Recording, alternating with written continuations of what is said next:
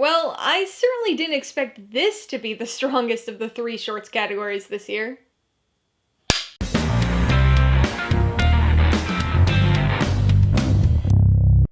Hey everybody, welcome to Mainly Movies. Today we're going to be diving into some Oscar-related content. Most people typically see at least some of the movies nominated for Best Picture or the acting categories, but there are some categories that tend to go under the radar for the majority of people, none more so than the short films. There are three short film categories, and although they do get released in theaters, they don't make it out everywhere. The indie theater I go to for these types of limited releases is actually open again, so I was able to watch the shorts on the big screen again this year. It's a few hours drive for me, so I spent nearly 8 straight hours in the theater watching them back to back to back. Just like the last few years, I wanted to do a 3-part Rankography series to give everybody a sense of these shorts, even if you don't have a chance to make it out to see them yourself. If you're new here, please consider subscribing for a variety of movie-related content like reviews, rank lists, and trailer reactions. First up in my 2022 Oscar-nominated Shorts Rankography series, documentaries. Of the 3 shorts categories, this one always seems to be the most underseen and difficult to track down, because it's shown in the fewest theaters. It also tends to be the weakest of the 3 categories. But both of those things are flipped around this year. Not only was this the strongest of the 3 shorts categories, but 4 of the 5 nominees are currently available for streaming on either Netflix or YouTube. The 5 nominees are Audible, Lead Me Home, The Queen of Basketball, 3 Songs for Benazir, and When We Were Bullies. Since this is a rankography, I'm going to be ranking these shorts. But remember, this is just my ranking, not the ranking, so be sure to post your own personal ranking of the 2022 documentary short subject Oscar nominees in the comments below. Coming in at number 5, 3 Songs for Benazir. This is an Afghan submission and was co-directed by Elizabeth and Gulistan Mirzay. This short focuses on young newlyweds, Shaista and Benazir, who are expecting their first child while living in a camp for displaced persons. The film provides a brief snapshot of 2 periods of their lives, 4 years apart. Even though this short is taking the number 5 spot, I've gotta say, I did still like it. I just liked all the other ones more. This one, when compared to the others, was very short, and didn't have any sort of narrative driving the story. It was very much a slice-of-life type of film, which admittedly was interesting to see in this particular setting. You'd probably think that a film set in what's essentially a semi-permanent refugee camp would be very depressing, but this one manages to find an interesting balance. It's certainly got its sadder moments, but there's also this endearing playfulness between Shaista and Benazir that infuses some positivity into the film. I just wish the movie had a bit more of a cohesive narrative, because as it stands, it kind of feels like it's incomplete. Coming in at number 4, Lead Me Home. This is a US submission, and it was co-directed by Pedro Cos and John Shank. The short explores the issue of homelessness in 3 western US cities, Los Angeles, San Francisco, and Seattle, mixing on-the-street footage with interviews of homeless individuals describing various aspects of their situation. This short is a bit of an odd one, because it's got this inherent dichotomy to it that makes it a little conflicting. On one hand, it's a very emotionally affecting short. It highlights some heartbreaking and infuriating things. The interviews and some of the on-the-street situations we see are hard to watch.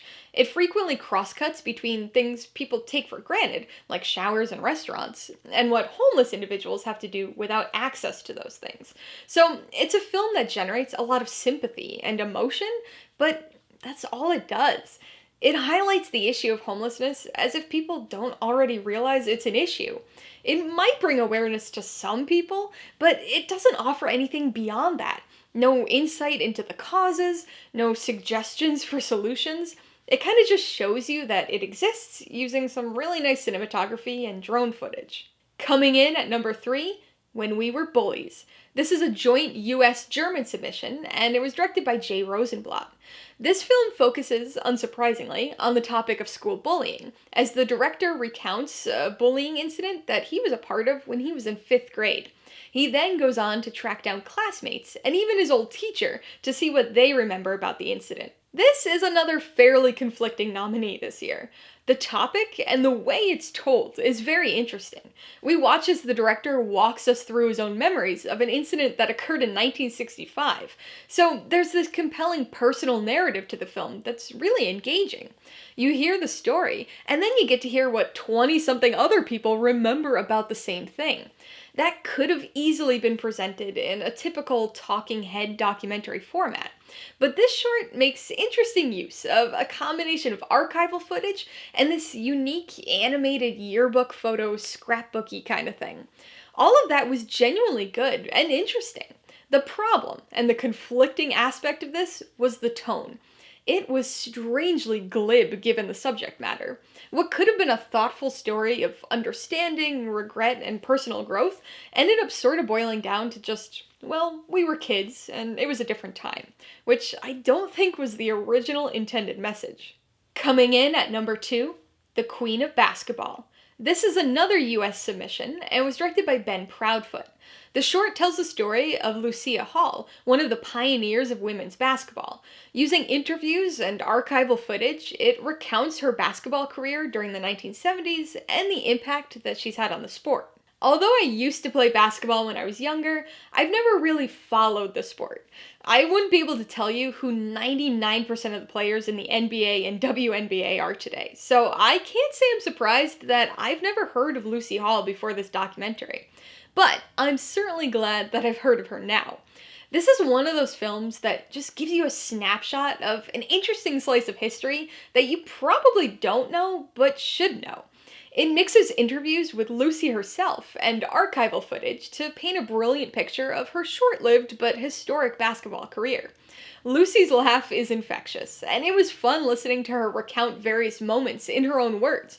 Everything from her multiple collegiate championships, to her scoring the very first Olympic basket in women's basketball, to her being the first and only woman to ever be drafted by the NBA. This is an inspiring short for basketball fans and non-fans alike. So that means my number 1 documentary short of 2022 is Audible. This is yet another US submission, and it was directed by Matthew Ogans. This short focuses on the lives of members of the Maryland School of the Deaf's champion football team, exploring the difficulties that these students face, both on and off the field. It's kind of funny that my top 2 shorts this year were the sports ones. But whereas The Queen of Basketball was very much about basketball, this isn't really a football film. It's more a film about adversity set amidst a coming-of-age story. This is one of the few shorts that I watched this year that I kinda wish had been feature-length.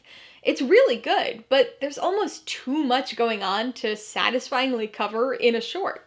There are several students whose stories we focus on here, and they're each facing adversity in slightly different ways. Obviously, they all share in their deafness, but there's a lot going on beyond that. The football stuff, the cheerleading stuff, relationships and sexuality, family issues, suicide and depression. It's a lot to cover and feels a bit underexplored at times as a result of the length.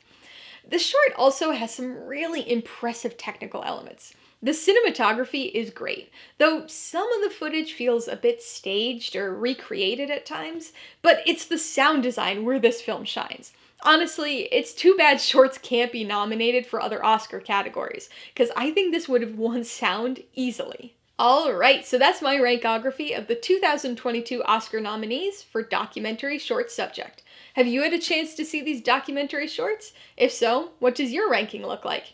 I'd love to see some reasoning for your order, so be sure to post it in the comments below. Also, make sure to stop back over the next week or so for my rankographies of the live action and animated shorts, as well as some more Oscar-related content. Alright, so if you got some enjoyment, insight, or information out of this rankography, I'd appreciate it if you'd hit that like button. And if you haven't done so already, please hit subscribe or add it to see more rankographies like this, as well as movie reviews. Till next time, this has been Alyssa with Mainly Movies, the way life should be.